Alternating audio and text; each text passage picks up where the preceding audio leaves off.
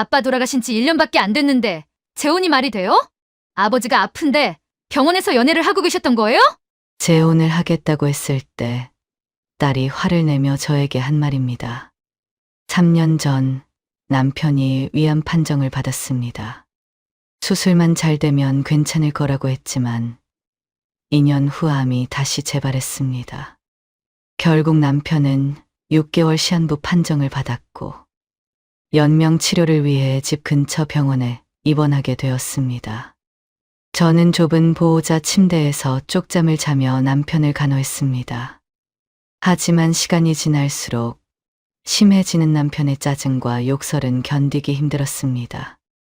그럴 때마다 저는 병원 복도 의자에 앉아 마음을 겨우 가라앉히곤 했습니다. 그날도 남편의 욕설을 피해 복도로 나와 의자에 앉았습니다. 그때 옆에 앉아있던 할아버지가 조용히 말을 건넸습니다. 많이 힘드시죠? 그 한마디에 눈물이 날 뻔했습니다. 그분, 박 선생님도 부인이 시한부 선고를 받고 같은 병원 여자 병실에 있다고 했습니다. 그날 이후 저희는 매일 복도 의자에 앉아 서로를 위로하며 이야기를 나눴습니다. 그렇게 시간이 흐르고 박 선생님 부인이 먼저 세상을 떠났습니다. 박 선생님이 병원을 떠난 뒤 저는 더 큰 외로움을 느끼게 됐습니다. 그리고 한 달 후 남편도 세상을 떠났습니다. 남편이 떠난 뒤 한 달 동안 저는 아무것도 할 수 없었습니다. 남편의 빈자리가 너무 크게 느껴졌습니다. 그런데 3개월쯤 지났을 때 박 선생님에게 전화가 왔습니다. 잘 지내냐며 밥이나 한 끼 같이 하자고 했습니다. 오랜만에 만난 박 선생님과 이야기를 나누며 저는 다시 위로를 받고 잠시나마 웃을 수 있었습니다. 같은 상처가 있어서였을까요? 그날 이후 저희는 자주 만나게 되었고 점점 가까워졌습니다. 그리고 남편이 떠난 지 1년이 지난 어느 날 박 선생님이 저에게 함께 살자고 고백을 했습니다. 하지만 자식들은 저를 비난하며 강하게 반대했고 결국 혼인신고를 하지 않는 조건으로 겨우 허락을 받았습니다. 그렇게 혼인신고 없이 박 선생님과 함께 살림을 시작했습니다. 함께 지내는 시간은 정말 행복했습니다. 3년 동안의 힘들었던 간병을 모두 보상받는 기분이었습니다. 하지만 1년 후 저는 모든 것을 잃게 되었습니다. 하늘에서 남편이 내린 천벌이었던 걸까요? 제 이야기 끝까지 들어주시고 여러분들의 생각을 남겨주세요. 구독과 좋아요는 저에게 큰 힘이 됩니다. 안녕하세요. 저는 68살 김은미입니다. 3년 전에 남편이 위암 판정을 받았습니다. 다행히 조기에 발견해서 수술만 잘 되면 문제 없다고 했죠. 하지만 2년 후 정기검진에서 재발이라는 말을 들었습니다. 간으로 전이됐다고 했어요.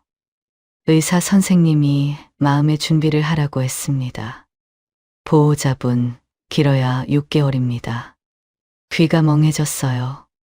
옆에 앉은 남편은 아무 말도 하지 않았습니다. 저도 아무 말 못했어요. 남편은 결국 연명 치료를 위해서 집 근처 병원에 입원했습니다. 6인실이었어요. 항상 소독약 냄새가 났습니다. 저는 좁은 보호자 침대에서 쪽잠을 자며 남편을 간호했어요. 연명 치료를 받는 남편 곁을 한 발자국도 떠날 수 없었습니다. 남편 대신 간호사 불러야 했고 화장실 갈 때도 항상 같이 가야 했습니다.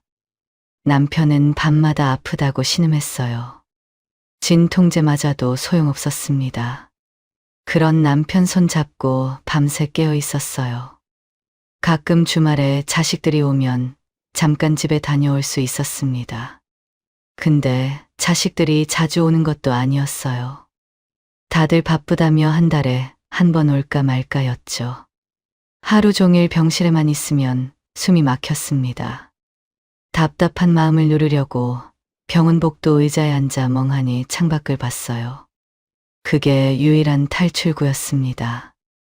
입원한 지 3개월째 되던 날이었어요. 그날도 숨이 막혀서 복도로 나왔습니다. 늘 앉던 의자에 앉았어요. 창밖을 봤습니다. 밖에는 햇살이 좋았어요. 사람들이 걸어 다니고 있었습니다. 저만 이 병원에 갇혀 있는 것 같았죠. 그때 옆에 누가 조용히 앉았습니다. 고개를 돌려봤어요. 할아버지 한 분이었습니다. 여자 병실 쪽에서 나온 분 같았어요. 굽은 등과 깊은 주름이 마치 저를 보는 것 같습니다. 서로 아무 말 없이 앉아 있었습니다. 5분쯤 지났을까요? 그분이 먼저 입을 열었어요. 많이 힘드시죠? 그 한마디에 눈물이 날 뻔했습니다. 겨우 참았어요. 고개만 끄덕였습니다. 저도 그래요. 너무 힘드네요. 그분은 아내분 병간 후만 5년째라고 했습니다. 저는 깜짝 놀랐어요. 3년도 정말 힘들었는데 5년이라니.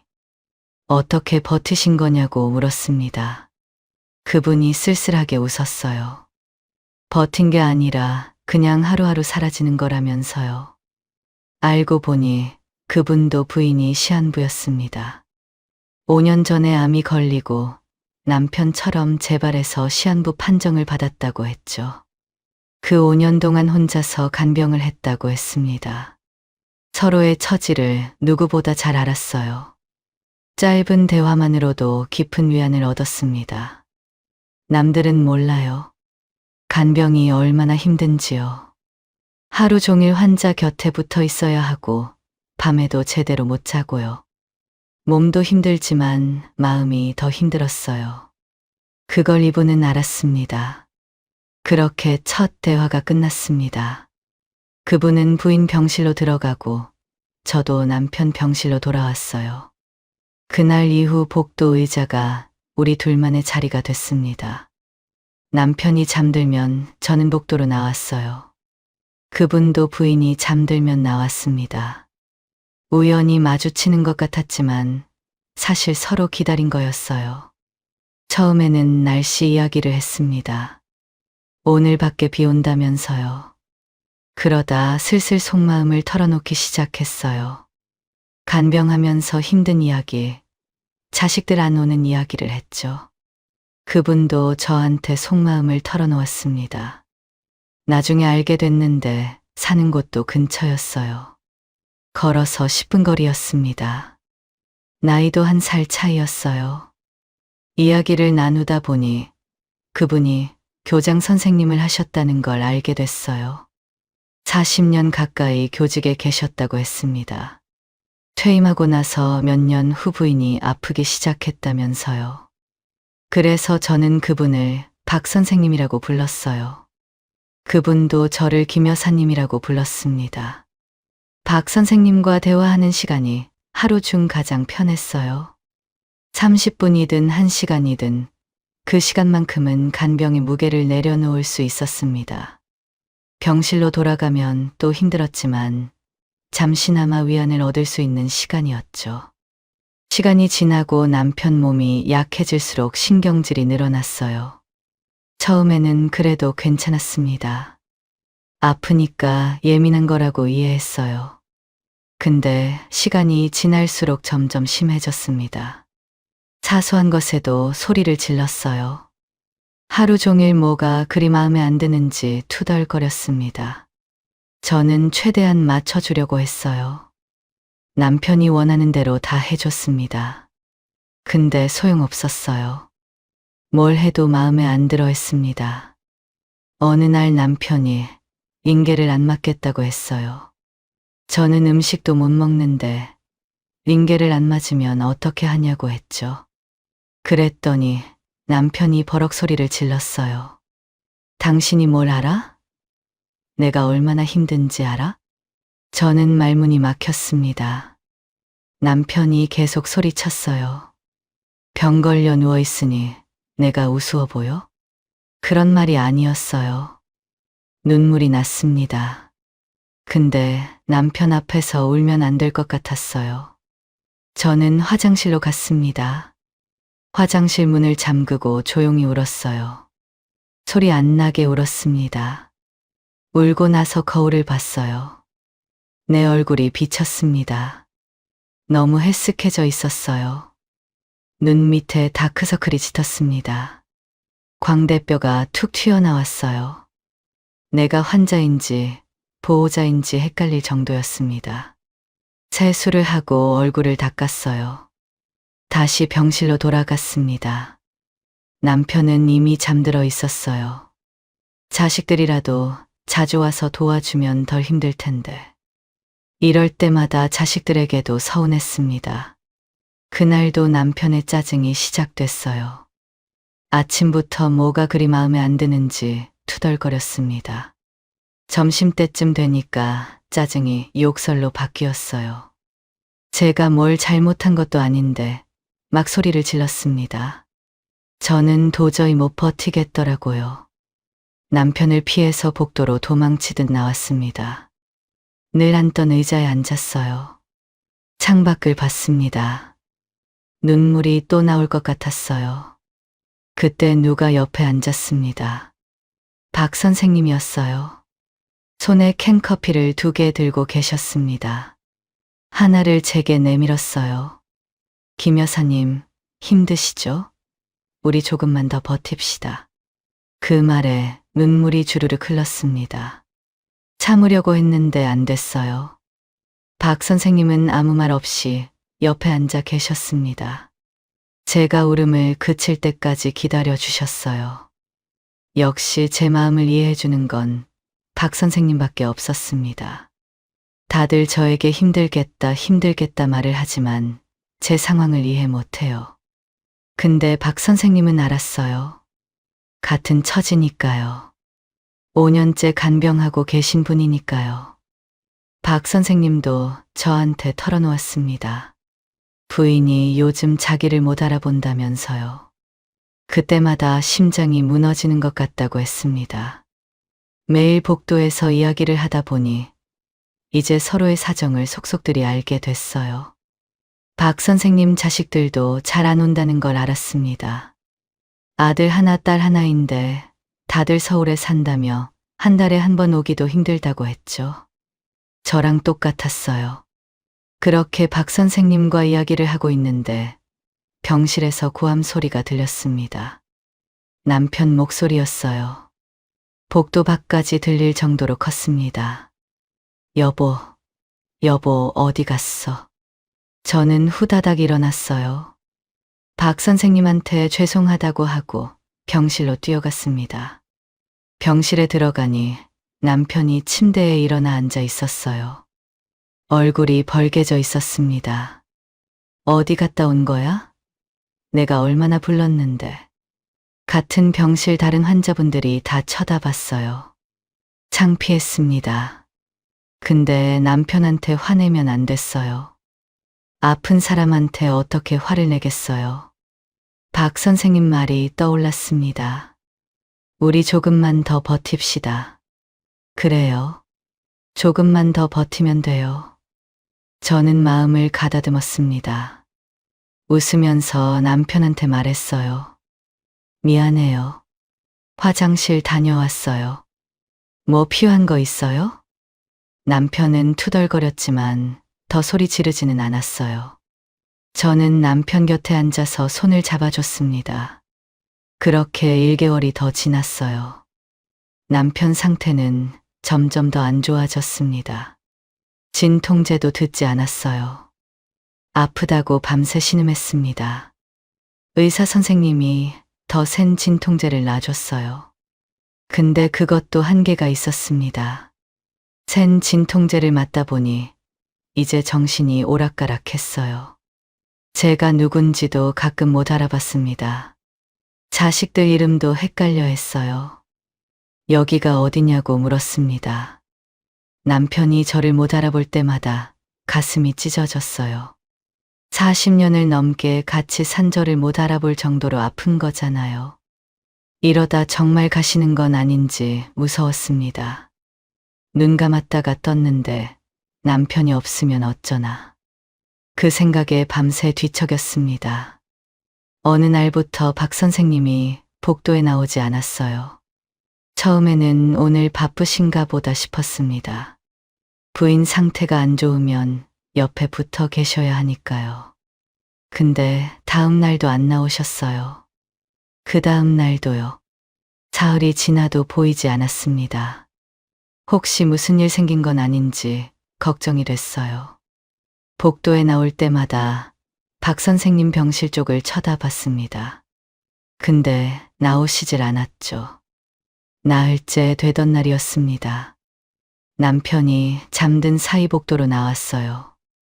늘 앉던 의자에 앉았습니다.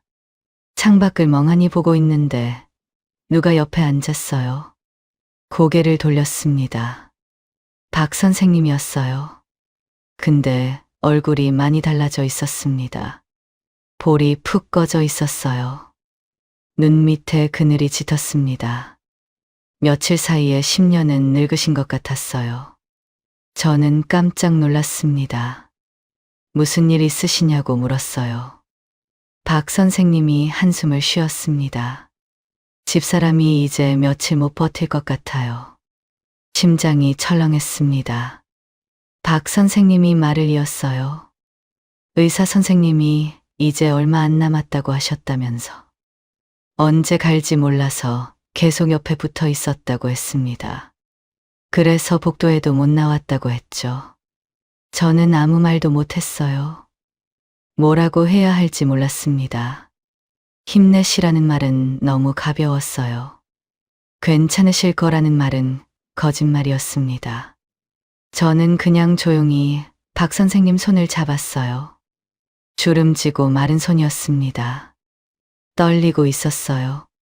한참을 그렇게 앉아 있었습니다. 아무 말 없이요. 말이 필요 없었어요. 서로의 마음을 아니까요. 박 선생님이 다시 병실로 들어가셔야 한다며 일어나셨습니다. 저는 고개를 끄덕였습니다. 박 선생님이 복도 끝으로 걸어가셨어요. 그 뒷모습이 너무 쓸쓸했습니다. 이틀 후였어요. 병원 복도에서 웅성거리는 소리가 들렸습니다. 무슨 일인가 싶어서 나가봤어요. 간호사들이 바쁘게 움직이고 있었습니다. 여자 병실 쪽이었어요. 박 선생님 부인 병실이었습니다. 가슴이 쿵 내려앉았어요. 설마 싶었습니다. 한참 후에 알게 됐어요. 박 선생님 부인이 세상을 떠나셨다고요. 병원에 있는 장례식장에서 장례를 치른다는 소리를 들었습니다. 저는 가야 했어요. 박 선생님한테 인사라도 드려야 했습니다. 근데 남편을 두고 갈 수가 없었어요. 고민하다가 같은 병실 다른 보호자분한테 부탁했습니다. 잠깐만 남편 좀 봐달라고요. 30분만 다녀오겠다고 했어요. 장례식장으로 갔습니다. 병원 지하에 있었어요. 안으로 들어가니 박 선생님이 상복을 입고 서 계셨습니다. 그 표정을 보는 순간 눈물이 났습니다. 저는 말 한마디 못하고 그냥 손만 잡았어요. 박 선생님도 아무 말 안 하셨습니다. 그냥 제 손을 꼭 잡으셨죠. 옆에서 더 지켜드리고 싶었습니다. 근데 남편이 걱정됐어요. 혼자 계시면 안 되니까요. 저는 박 선생님한테 다시 오겠다고 하고 급히 병실로 돌아왔습니다. 병실에 들어가니 다행히 남편이 자고 있었어요. 숨소리가 약했습니다. 저는 남편 얼굴을 한참 봤어요. 이제 이 얼굴을 볼 수 있는 날도 얼마 안 남았구나. 그 생각이 들었어요. 박 선생님 부인도 그렇게 가셨습니다. 우리 남편도 곧 그렇게 될 거였어요. 남은 시간 동안이라도 더 잘해줘야겠다고 생각했습니다. 며칠 후 장례가 끝났어요. 그날 오후에 박 선생님이 병실로 찾아오셨습니다. 손에 과일 바구니를 들고 계셨어요. 저는 깜짝 놀랐습니다. 장례 치르시느라 힘드셨을 텐데 여기까지 오시다니. 박 선생님이 말씀하셨어요. 김 여사님, 이제 저는 병원을 떠납니다. 그동안 김 여사님 때문에 버틸 수 있었어요. 정말 고마웠습니다. 저도 고맙다고 했어요. 박 선생님 덕분에 제가 버틴 거라고요. 박 선생님이 주머니에서 메모지를 꺼내셨습니다. 전화번호가 적혀 있었어요. 남편분 가시면 꼭 연락 주세요. 약속입니다. 저는 메모지를 받았어요. 손이 떨렸습니다. 고개를 끄덕였어요. 박 선생님이 남편한테 인사를 하시고 병실을 나가셨습니다. 창문으로 박 선생님이 병원 밖으로 걸어 나가시는 게 보였어요. 그 뒷모습을 한참 지켜봤습니다. 이제 정말 가시는구나 싶었죠. 그날 밤이었습니다. 남편이 밤새 통증을 호소했어요. 아프다고 신음하셨습니다. 간호사를 불러서 진통제를 놔달라고 했어요. 진통제를 맞고 나서야 남편이 겨우 잠드셨습니다.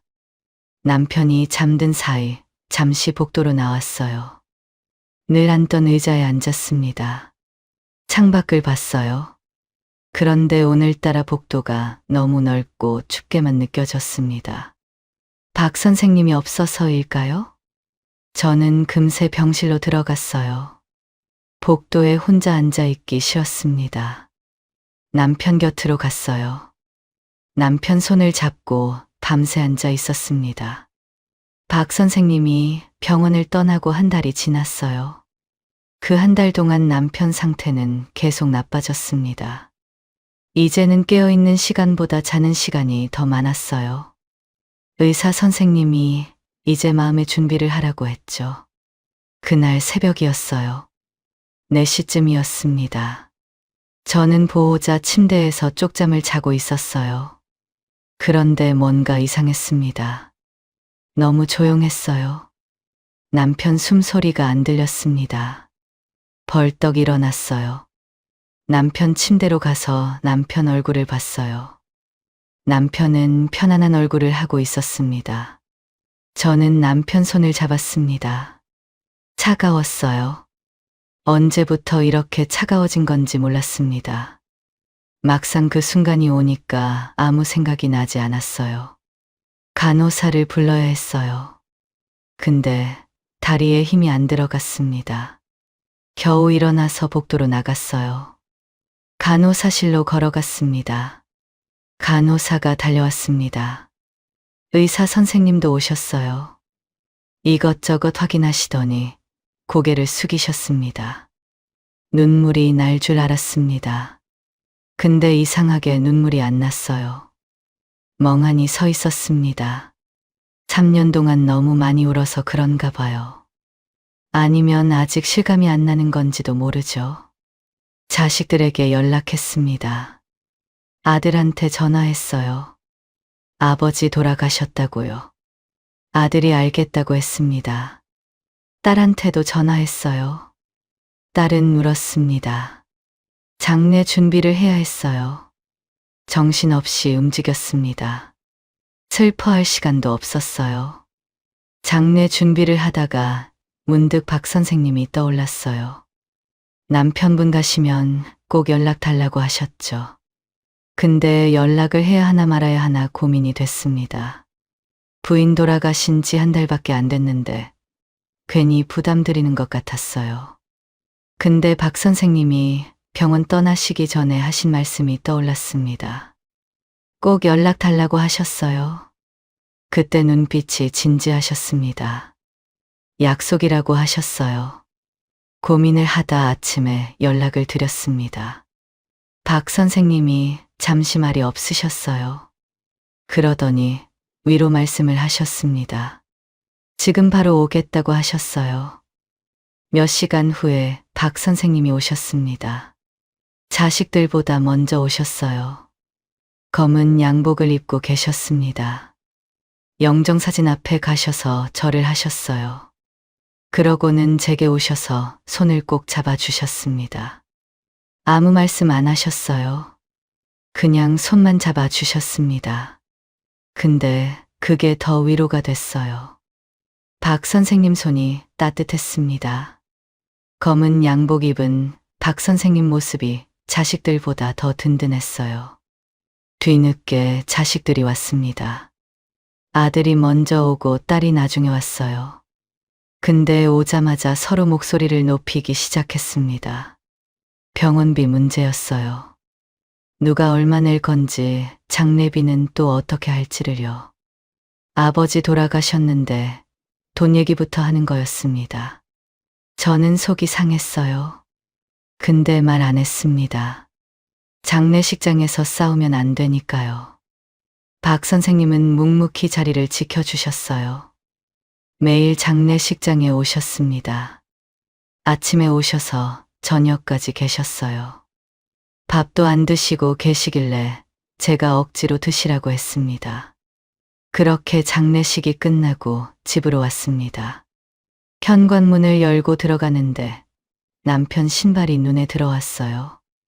아직 거기 있었습니다. 남편이 입원하기 전에 신던 신발이었어요. 그걸 보는 순간 다리가 풀렸어요. 그 자리에 주저앉았습니다. 눈물이 쏟아졌어요. 장례식장에서도 안 나던 눈물이 이제야 나왔습니다. 엉엉 울었어요. 이제야 남편이 떠난 게 실감이 났습니다. 이제 정말 혼자구나. 그 생각에 더 울었어요. 한참을 울다가 일어났습니다. 남편 물건을 정리해야 했어요. 하나하나 꺼내서 상자에 담았습니다. 담으면서 또 울었어요.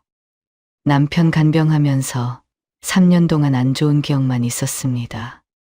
소리 지르고 욕하고 짜증내고요. 근데 평생을 같이 한 사람이었습니다. 앞으로도 잊기 힘들 것 같았어요. 남편이 세상을 떠난 지 한 달이 지났습니다. 3년 동안 병원과 집에서 간병만 했습니다. 그동안 하고 싶은 일이 정말 많았어요. 낮잠도 실컷 자고 싶었습니다. 친구들도 만나고 싶었고, 여행도 가고 싶었습니다. 맛있는 것도 먹고 싶었어요. 간병 끝나면 다 하겠다고 생각했습니다. 근데 막상 혼자가 되니까 아무것도 하기 싫어졌어요. 아침에 눈 뜨면 멍하니 천장만 봤습니다. 일어나기 싫었어요. 밥 먹기도 싫었습니다. 그냥 하루 종일 누워만 있고 싶었어요. 집에만 있으면 안 될 것 같았습니다. 억지로 나가서 운동도 했어요. 동네 한 바퀴 걷고 왔습니다. 친구들도 만났어요. 오랜만에 보자고 연락해서 밥도 먹었습니다. 근데 모든 게 재미없었어요. 귀찮기만 했습니다. 운동을 해도 개운하지 않았어요. 친구들 만나서 수다 떨어도 웃음이 안 나왔습니다. 맛있는 거 먹어도 맛을 모르겠었어요. 혼자 하려니까 느낌이 없었습니다. 남편이랑 같이 했으면 달랐을 거예요. 운동도 둘이 하면 재밌었을 거예요. 맛있는 것도 둘이 먹으면 더 맛있었을 거예요. 근데 이제 혼자였습니다. 한 달밖에 안 됐는데 남편의 빈자리가 너무 크게 느껴졌어요. 거실에 앉아 있으면 남편이 앉던 자리가 보였습니다. 밥 먹을 때도 남편 자리가 비어 있었어요. 어디를 봐도 남편 흔적이 있었습니다. 제일 힘든 건 잠자리였어요. 밤에 침대에 누우면 잠이 안 왔습니다. 뭔가 이상했어요. 너무 조용했습니다. 매일 옆에서 코 골던 사람이 없으니까요. 남편 코골이가 그렇게 싫었어요. 시끄러워서 잠을 못 잔다고 투덜거렸습니다. 옆구리를 쿡쿡 찔러서 깨우기도 했어요. 근데 이제 그 소리가 안 들리니까 이상하게 잠이 안 왔습니다. 그 코골이가 저한테는 자장가였나 봅니다. 그렇게 무기력한 나날이 계속됐습니다. 하루가 일주일 같았어요. 일주일이 한 달 같았습니다. 그렇게 무기력한 나날을 보내다 보니 어느덧 3개월이 지났어요. 그날도 소파에 앉아서 무기력하게 TV를 보고 있었습니다. 뭘 보는지도 모르고 그냥 화면만 멍하니 쳐다보고 있었어요. 그때 전화가 울렸습니다. 핸드폰 화면을 봤더니 박 선생님이었습니다. 심장이 두근거렸어요. 3개월 만이었습니다. 전화를 받았어요. 박 선생님 목소리가 들렸습니다. 어떻게 지내냐고, 밥은 잘 드시냐고 물으셨어요. 그 목소리를 듣는 순간 그동안 얼어있던 마음이 녹아내리는 것 같았어요. 병원 복도에서처럼 위로가 됐습니다. 저는 솔직하게 말했어요. 요즘 많이 힘들다고, 아무것도 하기 싫다고 했죠. 박 선생님이 한숨을 쉬셨어요. 자기도 그렇다고 하셨습니다. 그러시더니 얼굴이나 한번 보자고 하셨어요. 저는 좋다고 했습니다. 그날 저녁에 만나기로 했어요. 저녁 때 동네 순대국밥집에서 박 선생님을 만났습니다. 3개월 만에 보는 박 선생님이었어요. 얼굴이 많이 수척해지셨습니다. 저도 그랬겠죠. 마주 앉아서 순대국밥을 시켰어요. 밥이 나오고 먹으면서 이야기를 했습니다. 병원 복도에서처럼요. 서로의 이야기를 하면서 서로를 위로했어요. 박 선생님도 저처럼 외로움에 계속 집에만 계셨다고 했습니다. 아무것도 하기 싫었다고, 밥도 대충 먹고 하루 종일 멍하니 있었다고 했죠. 저랑 똑같다고 말했습니다.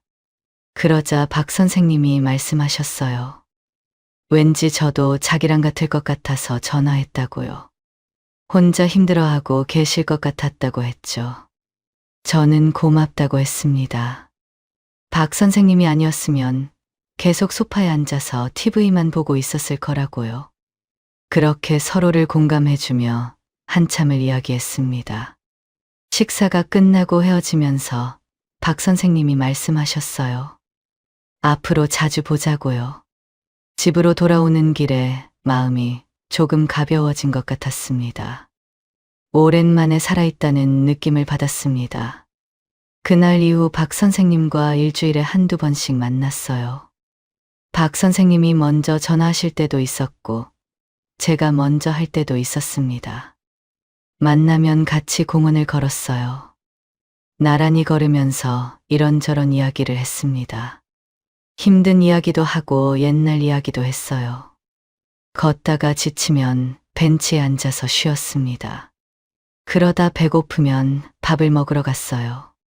집도 가깝고 서로의 처지도 잘 알았습니다. 저한테 이보다 더 좋은 말벗은 없다고 생각했어요. 박 선생님은 제 마음을 다 알았거든요. 말 안 해도 알았습니다. 같은 아픔을 겪은 사람이니까요. 박 선생님을 다시 만나면서 친구들과 만남이 줄었어요. 친구들도 좋기는 한데 친구들은 제 상황을 이해 못했습니다. 남편 간병하면서 얼마나 힘들었는지 몰랐어요. 혼자 사는 게 얼마나 외로운지도 몰랐습니다. 하지만 박 선생님은 제 모든 마음을 이해해 줬어요. 말 안 해도 서로 잘 아는 거였습니다. 그렇게 한 달이 더 지났어요.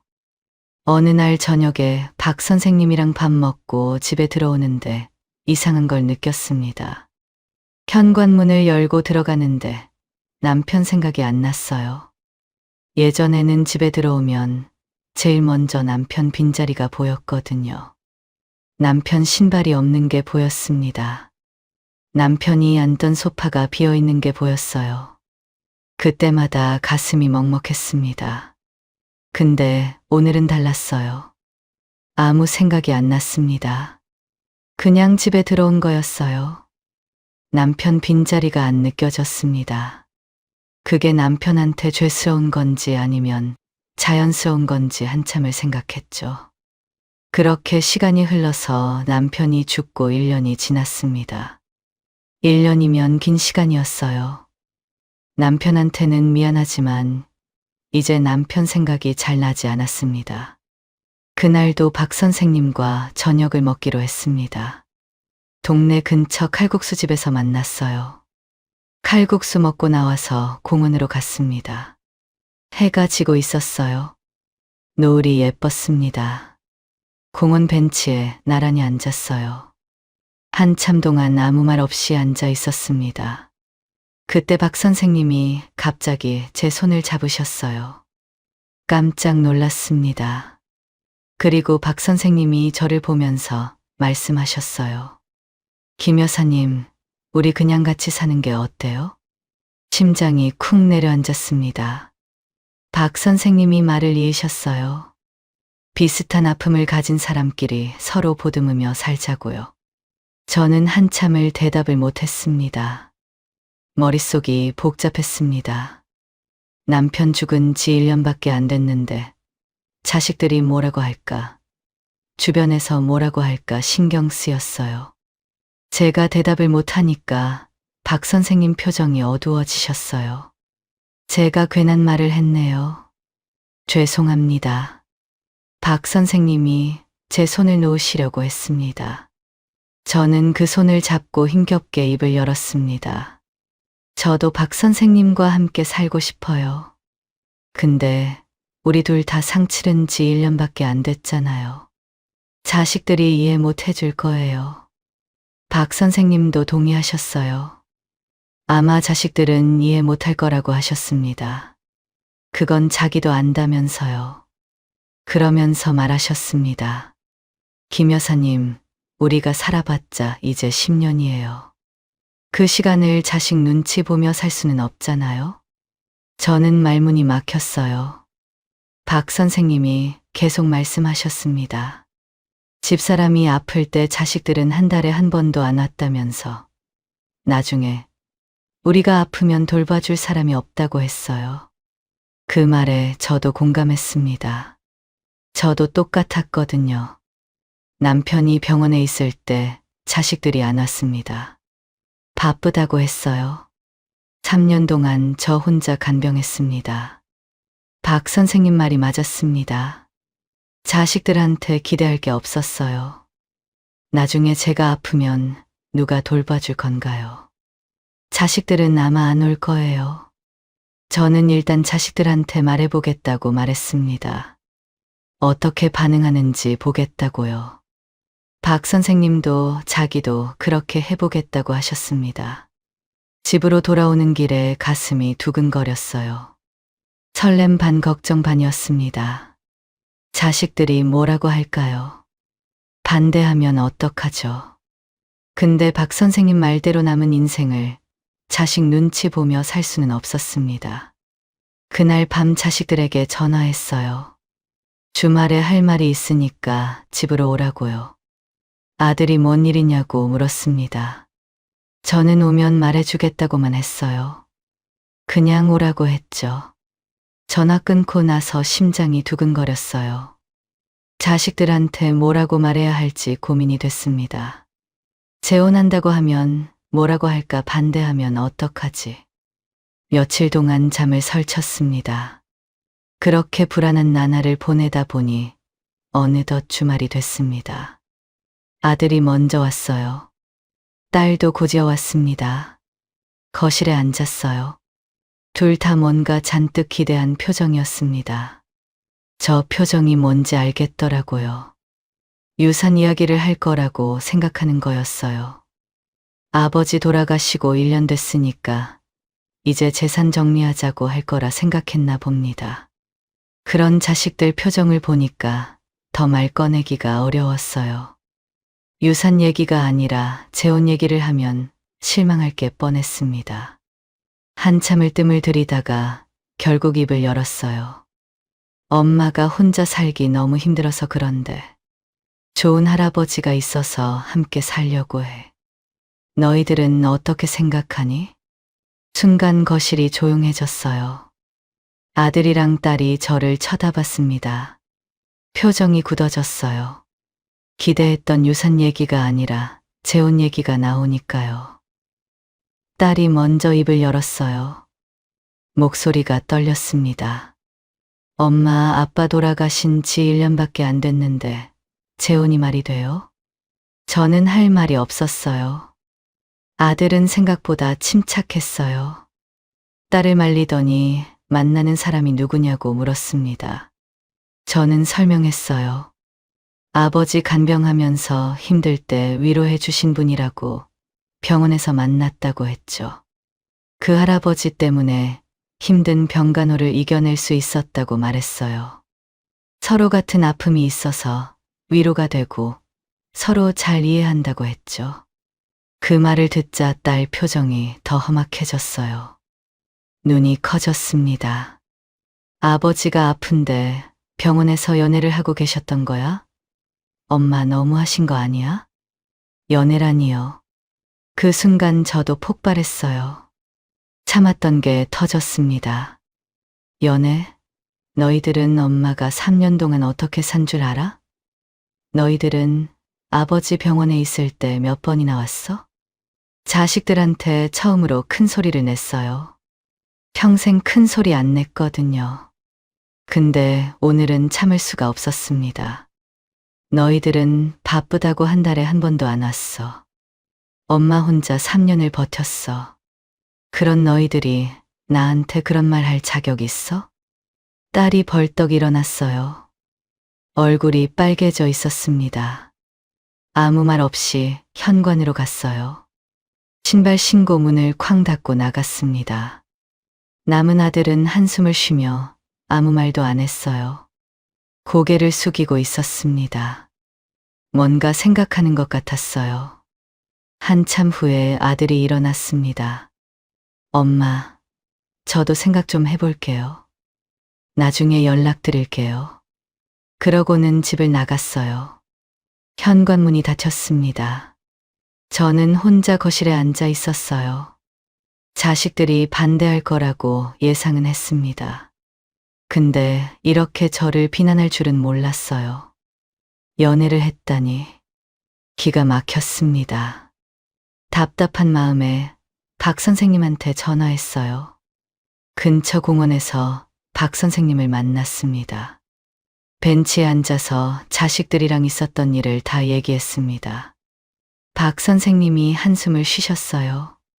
자기 자식들도 똑같다면서요. 반대가 너무 심하다고 했죠. 저는 미안하다고 일단 살림 합치는 건 다시 생각해보자고 했습니다. 자식들이 이렇게 반대하는데 밀어붙이기가 힘들다고요. 박 선생님이 고개를 끄덕이셨어요. 알겠다면서 천천히 생각해보자고 했죠. 집으로 돌아오는 길에 눈물이 났어요. 서러웠습니다. 평생 자식들 위해서 살았는데요. 이제 제 행복 좀 찾으려니까 왜 안 되는 건가요? 그렇게 일주일이 지났습니다. 일주일 지났지만 딸이 했던 말이 계속 기억났습니다. 아버지가 아픈데 병원에서 연애를 했냐는 그 말이요. 귓속에서 계속 맴돌았습니다. 그걸 연애라고 하다니 생각할수록 화가 나고 상처가 됐습니다. 고민을 많이 했습니다. 어차피 이제 자식들과 관계는 되돌릴 수 없을 것 같았어요. 아니, 되돌리기 싫었습니다. 특히 딸이랑은 이제 얼굴도 보기 싫었어요. 평생 키워줬더니 돌아온 게 저런 말이라니 용서할 수 없었습니다. 그때 전화벨이 울렸어요. 아들이었습니다. 또 무슨 소리를 할까 덜컥 겁이 났습니다. 떨리는 손으로 전화를 받았어요. 아들 목소리가 들렸습니다. 힘없는 목소리였어요. 엄마, 저희가 아버지 돌아가시고 유산 관련해서 아무 말도 안 했잖아요. 어머니가 다 가져가시는 걸로 했는데 갑자기 결혼을 하신다니까 혼란스러웠어요. 저는 말문이 막혔어요. 결국 돈 때문이었구나 싶었죠. 아들도 딸이랑 똑같았습니다. 재혼하면 유산이 어떻게 되나 걱정한 거였어요. 화가 치밀어 올랐습니다. 근데 아들이 말을 이었어요. 제가 민정이한테도 말했어요. 엄마 힘드시니까 그 할아버지랑 사시는 거 이해해 주자고요. 대신에 혼인신고는 하지 마세요. 그냥 같이 사시는 걸로 하시면 저희도 더 이상 신경 안 쓸게요. 혼인신고를 안 하면 허락해 주겠다고요? 저는 서운했습니다. 자식들한테 허락을 받아야 재혼을 할 수 있다는 게요. 혼인신고를 하면 나중에 재산이 박 선생님에게로 갈까봐 그거 겁났던 모양입니다. 근데 어쩔 수 없었습니다. 이게라도 어디예요? 완전히 반대하는 것보다는 나았습니다. 저는 일단 알았다고 하고 전화를 끊었습니다. 그날 밤 박 선생님한테 전화했습니다. 자식들이 혼인신고만 안 하면 같이 살아도 된다고 했다고 허락했다고요. 박 선생님이 잘 됐다면서 자기도 자식들한테 그렇게 말해보겠다고 했습니다. 저는 조금이나마 기대를 하게 됐어요. 박 선생님 자식들도 허락해주면 진짜 같이 살 수 있는 거였습니다. 그날부터 매일 박 선생님 전화를 기다렸습니다. 하지만 박 선생님한테서 연락이 없었어요. 자식들이 반대하는 건 아닌지 걱정이 됐습니다. 사흘째 되던 날 오후에 전화가 왔어요. 박 선생님이었습니다. 목소리가 밝았어요. 기쁜 소식이 있다면서 만나자고 하셨습니다. 근처 카페에서 만났어요. 박 선생님은 저를 보자마자 자리에서 일어나 제 손을 덥석 잡으셨습니다. 김 여사님, 됐어요. 됐어. 저는 뭐가 됐냐고 물었어요. 박 선생님이 환하게 웃으셨습니다. 자식들한테 혼인신고 안 하고 그냥 같이 산다고 했더니 그러라고 하더라고요. 저는 너무 기뻤어요. 드디어 된 거였습니다. 둘 다 자식들 허락을 받은 거였어요. 이제 진짜 같이 살 수 있었습니다. 근데 한편으로는 씁쓸했어요. 자식들한테 이렇게까지 해서 허락을 받아야 하다니. 눈치 보면서요. 부모가 재혼하는 게 이렇게 어려운 일인가요? 그래도 좋았습니다. 박 선생님이랑 같이 살 수 있다는 게요. 씁쓸함보다 기쁨이 더 컸습니다. 서로 의논 끝에 박 선생님이 제 집으로 들어오기로 했어요. 박 선생님 집보다 제 집이 더 넓었거든요. 방도 3개였고 거실도 컸습니다. 박 선생님도 그게 좋겠다고 하셨어요. 박 선생님이 오시기 전에 준비할 게 있었습니다. 그동안 아껴서 남겨뒀던 남편 짐을 정리해야 했어요. 1년 동안 못 버리고 있었거든요. 남편 옷이 아직 옷장에 걸려 있었습니다. 서랍에도 남편 물건이 그대로 있었어요. 볼 때마다 마음이 아팠지만 차마 치우지 못했습니다. 근데 이제는 치워야 했어요. 박 선생님이 오시니까요. 옷장을 열었습니다. 남편 옷들이 걸려 있었어요. 하나하나 꺼내서 상자에 담았습니다. 양복도 담고 점퍼도 담았어요. 서랍도 열었습니다. 남편 속옷이랑 양말이 있었어요. 그것도 다 담았습니다. 시계랑 지갑도 담았어요. 상자를 창고에 넣어뒀습니다. 남편한테는 미안했어요. 근데 남편도 저한테 행복하게 살라고 할 것 같았습니다. 힘들게 혼자 사는 거보다 박 선생님이랑 행복하게 사는 걸 더 원할 거라고 생각했어요. 그렇게 남편 짐을 다 빼고 그 자리에 박 선생님 물건들이 들어왔습니다. 옷장에 박 선생님 옷이 걸렸어요. 서랍에 박 선생님 물건이 들어갔습니다. 화장실에 박 선생님 칫솔이 놓였어요. 집안 곳곳에 박 선생님 흔적이 생겼습니다. 박 선생님과 함께 살면서 너무 행복했어요. 아침에 눈 뜨면 옆에 사람이 있었습니다. 혼자가 아니었어요. 같이 밥 먹고 같이 TV 보고 같이 대화했습니다. 그게 얼마나 좋은지 몰랐어요. 함께 새벽 운동도 다녔습니다. 6시에 일어나서 동네 뒷산에 올랐어요. 나란히 걸으면서 이야기했습니다. 운동 끝나고 아침밥 먹으면 하루가 상쾌하게 시작됐어요. 여행도 같이 다녔습니다. 제주도도 가고 경주도 갔어요. 정말 꿈 같은 시간이었습니다. 이제 정말 노후를 편하게 보낼 수 있을 것만 같았어요. 3년 동안 남편 간병한 걸 모두 보상받는 기분이었습니다. 살림을 합친 지 1년이 지났어요. 1년 동안 너무 행복했습니다. 근데 1년 동안 자식들 연락은 한 통도 없었어요. 아들도 딸도 전화 안 했습니다. 명절에도 연락 없었어요. 이렇게 정말 자식들과 끝인 건가 싶었습니다. 서운하기도 했어요. 근데 어쩔 수 없었습니다. 제가 선택한 거니까요. 박 선생님이 옆에 있으니까 상관없다고 생각했어요. 그렇게 건강검진 시기가 다가왔습니다. 박 선생님이랑 둘이서 함께 건강검진을 받았어요. 둘 다 건강관리를 잘해서 문제없을 거라고 생각했습니다. 며칠 후 결과가 나왔습니다. 병원에서 전화가 왔어요. 오셔서 결과 들으시라고요. 저는 별 생각 없이 갔습니다. 의사 선생님이 제 얼굴을 보시더니 표정이 어두워지셨어요. 뭔가 이상했습니다. 의사 선생님이 입을 여셨어요. 김은미님, 위내시경 결과 위암일기 판정이 나왔습니다. 위암이라니요? 귀를 의심했어요. 청천벽력 같은 소리였습니다. 저는 그 자리에서 주저앉았어요. 눈물이 쏟아졌습니다. 남편이 위암으로 얼마나 힘들어했는지 제가 다 봤잖아요. 3년 동안 고통받으시는 걸 봤는데 그게 이제 저한테 온 거였어요. 너무 무서웠습니다. 옆에 있던 박 선생님이 제 손을 잡아주셨어요.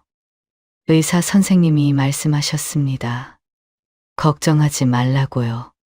다행히 초기에 발견해서 수술만 하면 된다고 했습니다. 항암 치료도 안 받아도 된다고 했어요. 저는 천만다행이라고 생각했어요. 박 선생님도 옆에서 다독여 주셨어요. 괜찮을 거라고 같이 이겨내자고요. 바로 수술 날짜를 잡았습니다. 2주 후였어요. 간호사가 수술 관련 내용을 설명해 주셨어요. 그러면서 수술 당일에 보호자도 함께 오셔야 한다고 하셨습니다. 저는 박 선생님을 가리키면서 물었어요. 이분이 보호자로 오시면 안 되냐고요. 간호사는 안 된다고 말해서요. 법적 보호자만 수술 동의서에 사인할 수 있어요. 배우자분이 안 계시면 자녀분이 꼭 오셔야 합니다. 법적 보호자요. 저는 멍해졌어요. 혼인신고를 안 했으니까 박 선생님은 법적 보호자가 아니었습니다. 자식들을 불러야 했어요. 1년 동안 연락 안 한 자식들을요. 그때 혼인신고 안 한 게 여기서 발목을 잡을 줄은 몰랐습니다. 집으로 가는 길에 생각이 많았어요. 앞으로 병원 올 때마다 법적 보호자가 필요할 텐데요. 그때마다 자식들을 부를 수는 없었습니다. 이참에 혼인신고를 하는 게 좋겠다고 생각했어요. 그날 저녁에 박 선생님한테 조심스럽게 말했습니다. 이제 저도 그렇고 나중에 박 선생님도 병원 갈 일이 많을 텐데요. 그때마다 자식들을 부를 수 없지 않냐고, 이참에 혼인신고하는 게 어떻겠냐고 물었습니다. 박 선생님 표정이 굳어지셨어요. 저도 하고 싶은데 자식들하고 혼인신고 안 하기로 약속했잖아요. 단칼에 거절하셨습니다. 저는 서운했어요. 하지만 서운함을 느낄 여유가 없었습니다. 수술이 코앞이었어요. 자식들한테 연락을 해야 했습니다. 챕터 10. 수술날이 다가오는데 자식들한테 전화할 용기가 안 났어요. 1년 동안 연락을 안 했거든요. 자식들도 저한테 연락 안 했고 저도 안 했습니다. 그런데 갑자기 전화해서 뭐라고 해요. 엄마 암에 걸렸으니까 와달라고요. 수술 동의서에 사인해달라고요. 염치가 없었습니다. 하지만 수술은 해야 했어요.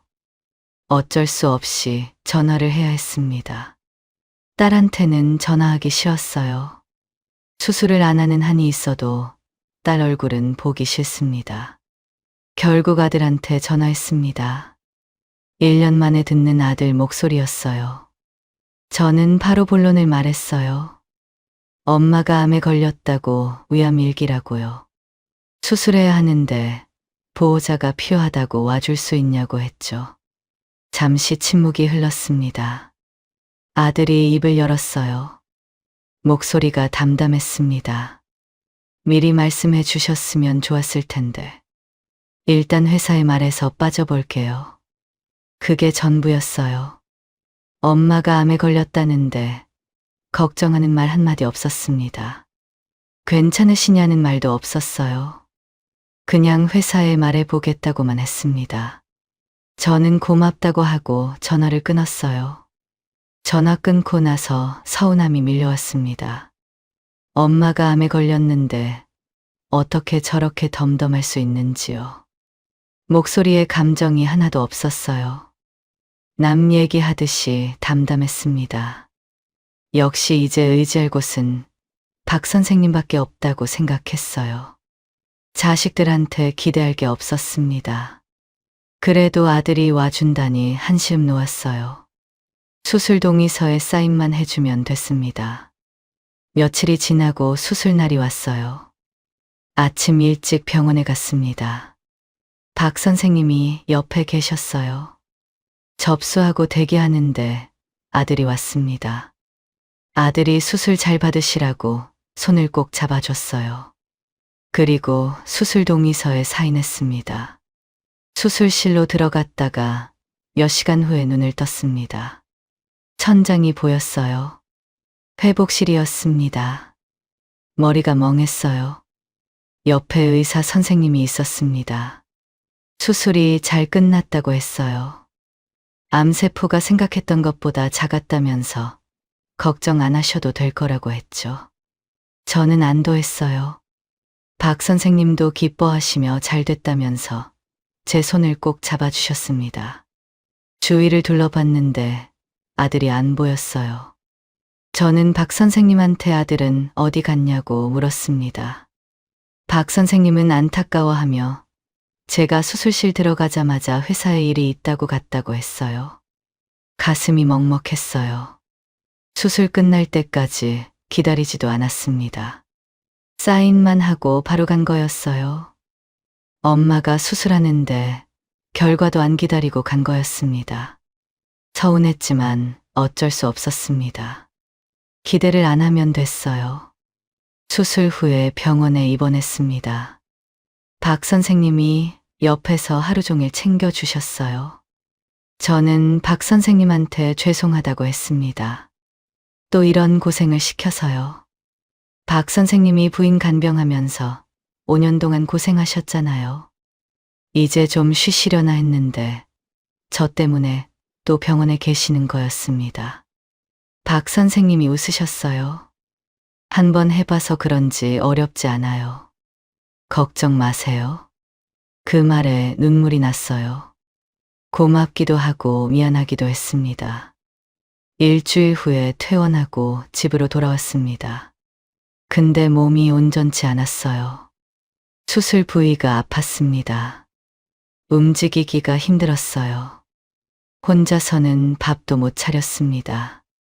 박 선생님이 다 해주셨어요. 밥도 해주시고 빨래도 해주셨습니다. 청소도 하시고 저 챙기시고요.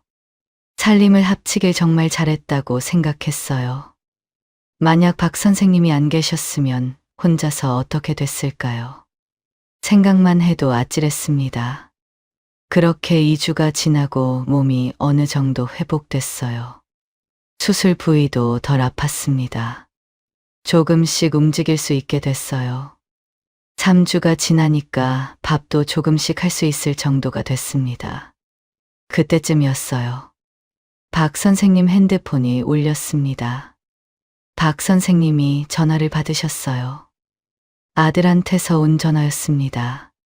통화를 마치고 박 선생님이 저한테 말씀하셨어요. 표정이 좀 미안해 보였습니다. 김 여사님, 내일 손주 유치원 졸업식인데 손주 녀석이 할아버지 꼭 왔으면 좋겠다고 해서 가봐야 할 것 같아요. 저는 당연히 가셔야 한다고 했어요.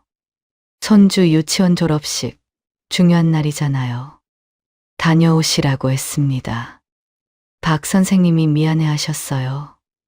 아픈 저를 혼자 두고 가기 미안하다면서요. 저는 괜찮다고 했습니다. 이제 다 나았다고 혼자 있을 수 있다고 신경 쓰지 말라고 했죠. 다음 날 박 선생님이 서울 아들 집으로 가셨어요. 가시면서도 연신 미안하다며 금방 오겠다고 했습니다. 박 선생님이 서울 아들 집으로 가고 그날 밤이었어요. 침대에 누웠는데 잠이 안 왔습니다. 옆자리가 비어 있었어요. 1년 동안 매일 옆에서 주무시던 분이 안 계시니까 이상했습니다. 박 선생님이 안 계시니까 이렇게 외롭구나 싶었어요. 빈자리가 크게 느껴졌습니다. 한편으로 고마움도 느꼈어요. 그동안 박 선생님이 얼마나 많이 해주셨는지 새삼 깨달았습니다. 매일 밥 차려주시고 청소해주시고 저 챙겨주시고요. 그게 당연한 게 아니었어요. 박 선생님이 서울 아들 집에 간 지 3일이 지났습니다. 졸업식 끝나면 바로 내려온다고 하셨는데 왜 연락이 없는지 걱정이 됐어요. 무슨 일이 생긴 건 아닌지, 아프신 건 아닌지. 걱정이 돼서 전화를 했습니다. 박 선생님이 전화를 받고 저는 반가운 마음에 어떻게 지내시냐고 물었습니다. 언제 내려오시냐고요. 박 선생님 목소리가 좀 어두웠습니다. 아들 부부가 맞벌이인데 손주가 유치원 졸업하면서 당장 봐줄 사람이 없다고 했어요. 손주 봐줄 사람 구할 때까지 박 선생님이 잠시 봐주기로 했다고 했죠. 다음 주까지 있어야 할 것 같다고 했습니다. 저는 그렇게 하시라고 했어요. 오랜만에 손주랑 즐거운 시간 보내시라고요. 전화를 끊었습니다. 말으로는 그렇게 말했지만 박 선생님이 빨리 오시길 기다렸어요. 아직 수술 부위가 아팠거든요. 혼자 밥 차려 먹기가 힘들었습니다. 그렇게 박 선생님이 돌아오시기만 기다리며 일주일을 버텼어요. 냉장고에 있는 거 꺼내서 대충 먹었습니다. 즉석밥도 데워 먹었어요. 몸이 점점 축 처졌습니다. 하지만 일주일이 지났지만 박 선생님은 돌아오지 않으셨습니다. 연락도 없었어요. 전화를 하고 싶었지만 참았습니다. 박 선생님한테 부담이 될까 봐요. 손주 봐주시느라 바쁘실 텐데 전화하면 눈치 없는 것 같았어요. 그렇게 2주가 더 지났습니다. 이제 한 달이 다 돼가고 있었어요. 저는 너무 힘들었습니다. 몸도 힘들고 마음도 힘들었어요. 더 이상 못 참겠더라고요. 박 선생님한테 전화를 했습니다. 근데 안 받으셨습니다. 손주 보느라 바쁜가 해서 1시간 후에 다시 걸었어요. 또 안 받으셨습니다. 3번째 걸었어요. 또 안 받으셨습니다. 왜 안 받으시는 건지 불안했습니다. 그렇게 몇 번을 걸고 저녁 늦게서야 박 선생님이 전화를 받으셨어요. 저는 다급하게 물었습니다. 어떻게 된 거냐고, 전화는 왜 안 받으시냐고요. 수화기 너머로 박 선생님 한숨 소리가 들렸어요. 한참 동안 말이 없으셨습니다. 저는 불안해졌어요. 뭔가 잘못된 것 같았습니다. 박 선생님이 입을 여셨어요. 김 여사님, 미안해요. 미안하다니요. 뭐가 미안하다는 건지, 뭐가 미안하시냐고 물었습니다. 박 선생님이 말씀하셨어요. 자식들이 제가 암에 걸린 사실을 알고 못 가게 한다고 했습니다. 가서 또 병수발하며 고생할까 봐서요. 저는 당황했어요. 병수발이라니요. 수술하고 다 나았고 항암 치료도 안 받는다고 병수발이 아니라고 말했습니다. 그러자 박 선생님이 말씀하셨습니다. 목소리가 떨렸어요. 제 집사람도 위암일기였어요. 근데 2년 만에 제 발에서 그렇게 갔어요. 그 말을 듣는 순간 가슴이 서늘해졌어요. 박 선생님이 말을 이으셨습니다. 나는 다시는 병간호하기 싫어요. 김 여사님도 이해해 줄 거라고 생각해요. 이해요? 저는 어이가 없었어요. 먼저 같이 살자고 한 건 박 선생님이었습니다. 그래서 자식들한테 말했어요. 자식들이랑 멀어졌어요. 근데 이제 와서 이해해 달라고요? 저는 그래서 어떻게 하자는 거냐고 물었습니다. 박 선생님이 대답하셨습니다. 어차피 혼인신고도 안 했고 부부도 아니니까. 그냥 여기서 마무리합시다. 마무리. 헤어지자는 거였어요. 저는 이제 와서 이러면 어떻게 하냐고 소리쳤습니다. 그러자 박 선생님이 말씀하셨어요. 내가 김 여사가 암에 걸릴 줄 알았겠어요. 저는 어이가 없었어요. 욕도 안 나왔습니다. 할 말을 잃었어요. 그 순간 수화기 너머로 다른 목소리가 들렸습니다. 남자 목소리였어요. 아버지, 이제 그만 끊으세요. 박 선생님 아들 목소리였어요. 그리고 전화가 끊겼습니다. 저는 다시 전화를 걸었어요. 신호음도 안 갔습니다. 수신 거절이었어요. 또 걸었어요. 또 수신 거절이었습니다. 1년의 행복이 모래성처럼 허물어지는 느낌이었어요. 손에서 힘이 빠졌습니다. 핸드폰을 떨어뜨리고 거실에 주저앉아 울었습니다. 남편 죽은 지 1년 만에 딴살림 차렸습니다. 자식들하고 연 끊었어요. 다 박 선생님 때문이었습니다.